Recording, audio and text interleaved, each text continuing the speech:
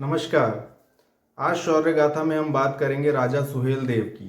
महाराजा सुहेल देव पूर्वांचल के एक राजा रहे बहराइच क्षेत्र के, और उनको एक उनका काफ़ी नाम है पूर्वांचल में और बहराइच में, और अब धीरे धीरे उनका नाम पूरे देश में फैल रहा है।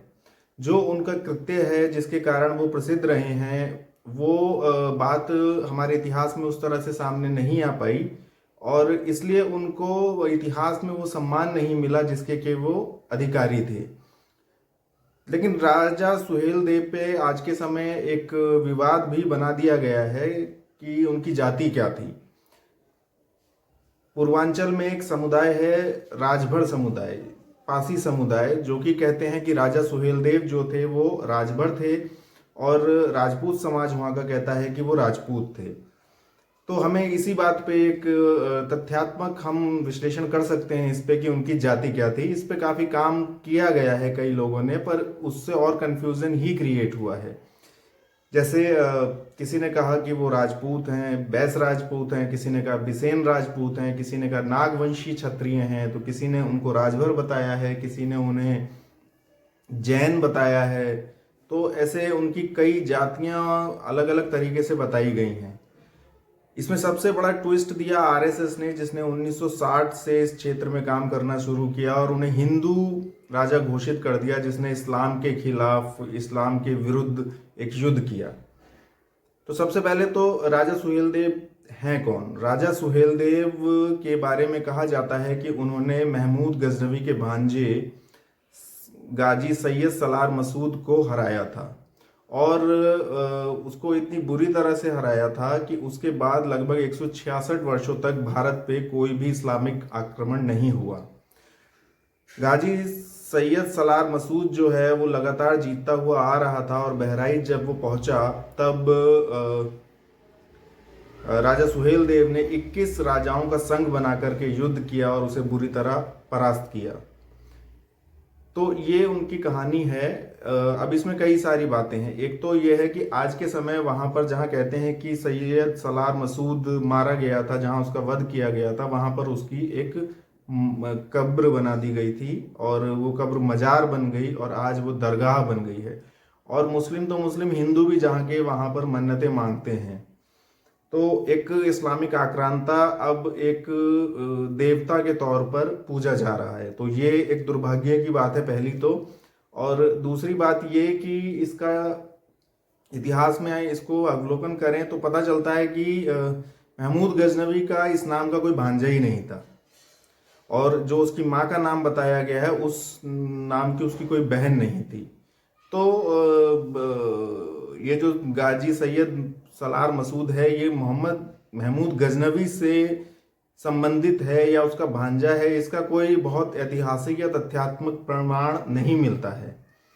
अब लेकिन इससे राजा सुहेल देव के ऊपर कोई प्रभाव नहीं पड़ता है, क्योंकि वो एक ऐतिहासिक पुरुष हैं और उन्होंने इस्लामिक आक्रांता सैयद सलार मसूद को परास्त किया था, और इस आक्रमण के बाद 150 सालों तक कोई भी आक्रमण भारत पे नहीं हुआ, ये सत्य है।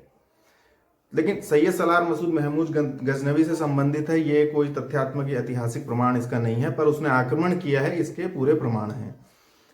तो अब सैयद सलार मसूद के बारे में सबसे पहले जहांगीर के दरबार में एक लेखक थे चिश्ती नाम के, उन्होंने मिराते मसूदी करके एक किताब लिखी थी, जो कि बायोग्राफी थी सैयद सलार मसूद की, और उसमें ही ये सारी बातें दी गई हैं। तो ये जो राजा सुहेल देव थे वो 1011वीं शताब्दी के आसपास हुए हैं, तो लगभग 600-700 साल का अंतर है इस किताब और राजा सुहेल देव के बीच में। तो इसकी प्रमाणिकता थोड़ी सी संदिग्ध है। लेकिन 12वीं शताब्दी में अमीर खुसरो जो विदेशी यात्री था इब्न बतूता के साथ यहाँ पर आए थे और इसकी मजार पे भी गए थे। तो ये मजार तो है, उस समय से ही है लगभग, ये मानिए, और इसको परास्त भी किया था राजा सुहेल देव ने। अब बात करते हैं कि राजा सुहेल देव क्या थे। तो जैसा कि मैंने कहा कि उनके ऊपर कई पुस्तकें लिखी गई हैं, कई उन पे शोध भी हुए हैं। किसी ने उन्हें जैन राजा बताया, किसी ने उन्हें राजभर बताया, किसी ने राजपूत बताया। तो इस तरह से अलग अलग उन्हें काफ़ी बताया गया। लेकिन आप पीछे के प्रमाण देखेंगे तो ब्रिटिश गैजेटियर्स जो हैं बहराइच के, फैजाबाद वगैरह के, तो उसमें राजा सुहेल देव को स्पष्ट रूप से बैस राजपूत लिखा हुआ है। ठीक है, इसके अलावा कोई बहुत विवाद भी नहीं था। जैसा कि मैंने बताया 1960 में आरएसएस ने उनको हिंदू राजा के तौर पे प्रोजेक्ट किया और उसके बाद ही उनको राजभर भी कहा जाने लगा और राजभर समुदाय को भी ने भी उनको अपने से जोड़ा। और राजभर समुदाय की लगभग 18% आबादी है इस क्षेत्र में, पूर्वांचल के इस क्षेत्र में, तो एक बड़ी आबादी है। और एक बात निश्चित तौर पर है कि राजभर जो है, जो पारसी समुदाय है, वो एक युद्ध प्रिय समुदाय रहा है, एक लड़ाका और वीर समुदाय रहा है और निश्चित रूप से वो उस समय भी युद्ध प्रिय जाति ही रही है और उन्होंने कई युद्ध वगैरह लड़े हैं, राजपूत राजाओं की सेना में भी वो रहे हैं।